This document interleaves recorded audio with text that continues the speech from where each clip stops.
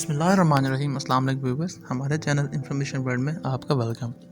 दोस्तों, हमारी ज़मीन का 3% जो हिस्सा है, यानी कि हमारी ज़मीन के 3 हिस्से वो पानी पर मुश्तमिल हैं और एक 1% हिस्सा है जो कि खुश्की पर मुश्तमिल है, जिस पर हम रहते हैं। तो उस 3% हिस्से पर जो पानी है, अगर उसको हम तलाश करें, जो कि लोगों ने जो डाइवर्स होते हैं उन्होंने तलाश की है, तो ऐसी-ऐसी चीज़ें मिलती हैं कि लोगों का या डाइवर्स का या हमारा, अगर उनको हमारा पता लग जाए हमें उसके बारे में, तो हमारी अकल दंग रह जाती है। हम वो मान नहीं सकते कि वो क्या चीज़ें होती हैं और वो वहाँ कैसे पहुँच गई। लेकिन माहिरीन उन राज़ों तक पहुँचने की हर मुमकिन कोशिश करते रहते हैं। तो आज हम आपको समुंदर से मिलने वाली ऐसी ही कुछ नायाब और अनोखी चीज़ों के बारे में बताएंगे जिनको देखकर माहिरीन भी दंग रह गए। दोस्तों, सबसे पहले देखिए बाल्टिक समंदर से मिलने वाली इस अजीब चीज़ को, इसको देखकर जो डाइवर्स थे वहाँ पर, जो वहाँ पर थे, उनको देख के हक्के-बक्के रह गए, क्योंकि ये कोई आम चीज़ नहीं थी। ये जो हम फ़िल्में देखते हैं और उसमें जो हमें एलियंस के स्पेस क्राफ्ट दिखाए जाते हैं, ये कोई उससे ही मिलती-जुलती चीज़ थी। इसका साइज़ तकरीबन 200 फीट चौड़ा और 26 फीट लंबा था। दोस्तों, एलियंस पर यकीन रखने वालों का कहना है कि ये शायद कोई एलियंस का स्पेस क्राफ्ट था जो कि समंदर में लैंड कर गया होगा। लेकिन असल में ये क्या चीज़ थी, इसका आज तक माहिरीन अंदाज़ा नहीं लगा सके। बाल्टिक समंदर के तकरीबन 350 मीटर गहराई में मिलने वाले इस ऑब्जेक्ट के बारे में सबसे हैरानकुन बात ये थी कि जब डाइवर्स इस डिवाइस के तकरीबन जब बिल्कुल करीब चले गए, तो उनकी तमाम इलेक्ट्रॉनिक डिवाइसेस फेल हो गई, यानी उन्होंने काम करना बंद कर दिया। और जैसे ही वो इस ऑब्जेक्ट से 200 मीटर दूर गए, तो वो दोबारा अपनी फंक्शनल हालत में आ गई और इलेक्ट्रॉनिक डिवाइसेस काम करने लग गई। दोस्तों, आपके ख्याल में ये क्या चीज़ हो सकती है? अगर आप में से किसी को मालूम है तो हमें कमेंट सेक्शन में ज़रूर बताइएगा।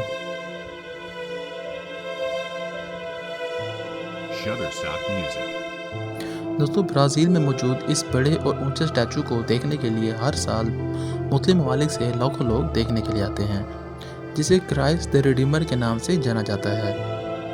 लेकिन दोस्तों, आपने यकीनन कभी क्राइस्ट द ऑफिस के नाम के बारे में नहीं सुना होगा, क्योंकि ये ज़मीन पर नहीं बल्कि ज़मीन के नीचे समंदर में वाक़या है। ये स्टैचू मेडिटेरियन सी में सबसे पहले गोताखोर यानी डाइवर की याद में बनाया गया है। इटली के बाकी समंदरों में भी आपको ऐसे ही कुछ स्टैचूज़ देखने को मिल जाएंगे, जिससे गोताखोरों को एक अलग ही एक्सपीरियंस करने को मिलता है। दोस्तों, अब बात करते हैं ज़मीन के नीचे समंदर से मिलने वाले सबसे पुराने कंप्यूटर की। जी हाँ दोस्तों, ये कोई कंप्यूटर कोई 100 या 200 साल पुराना कंप्यूटर नहीं था, बल्कि ये 2100 साल पुराना कंप्यूटर था। बिल्कुल आपने सही सुना, 2100 साल पुराना कंप्यूटर। रिसर्च के बाद बहुत सी हैरानकुन मालूमात इसके बारे में मिली हैं। ये कंप्यूटर डाइवर्स को एक बहुत ही पुराने जहाज़ में से मिला था। ये जहाज़ मुकम्मल तौर पर तबाह होकर समंदर की सतह पर पड़ा था, लेकिन इस कंप्यूटर की हालत बहुत बेहतर थी। 100 साल तक ये कंप्यूटर माहिरीन के लिए एक पहेली बना रहा, लेकिन रिसर्च करने के बाद पता चला कि शायद ये ज़मीन और चाँद की गर्दिश को मालूम करने के लिए बनाया गया होगा। मज़ीद तहकीक से ये बात भी सामने आई है कि इस डिवाइस से तारे भी गिने जा सकते हैं। और मज़े की बात यह है कि अभी तक ये मालूम नहीं किया जा सकता कि ये कंप्यूटर किस तरह काम करता है।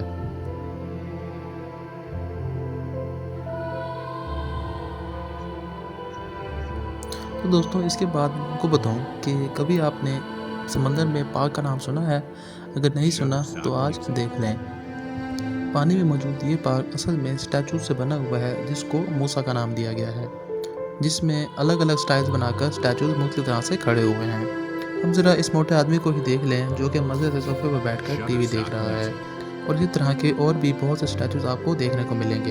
यहाँ सिर्फ इंसानों के नहीं बल्कि कारों के और एक घर के भी स्टैचू पाए गए हैं, जो कि बहुत ही खूबसूरती और लगन से बनाए गए हैं। दोस्तों, जैसा कि आप जानते होंगे कि पुराने वक्तों में हवाई जहाज़ न होने की वजह से जंगें पहरी जहाज़ों की मदद से लड़ी जाती थीं, और तारीख उन वाक़यात से भरी पड़ी है कि जब जहाज़ खुले और गहरे समुद्रों में डूब गए।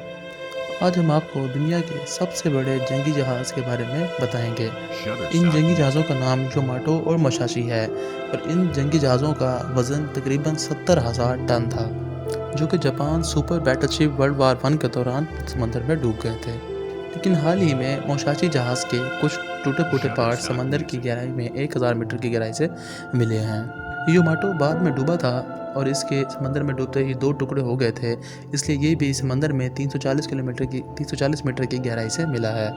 दोस्तों, 2012 में फ्लोरिडा के एक समंदर के पास से एक बड़ी तैरती हुई एक आँख मिली, इसे बीच पर आए हुए एक शख्स ने देखा और इसको बार बार ठोकरें मारी, लेकिन ठोकरें मारने के बावजूद इसको कोई असर अंदाज ना हुआ तो वो बहुत हैरान हुआ और इसको उठाकर वर्ल्ड लाइफ कंजर्वेशन कमीशन में ले गया। फिर वहाँ लोगों में समुद्री मॉन्स्टर होने की अफवाह फैल गई और वो लोग काफ़ी खौफजदा भी हो गए। फिर FWO ने इस अफवाह से पर्दा उठा दिया और उनको बताया कि ये आँख किसी मॉन्स्टर की नहीं बल्कि एक ऐसी मछली की है जो कि अपना वज़न 30 किलो तक बढ़ा सकती है। दोस्तों, दूसरी जंग अज़ीम के दौरान डुबोए गए एक ब्रिटिश जहाज़ के मलबे से 44 टन चांदी मिली, जो कि 8 से 9 करोड़ रुपए की बनती है। ये जहाज़ उस वक्त हिंदुस्तान से बरतानिया की तरफ जा रहा था।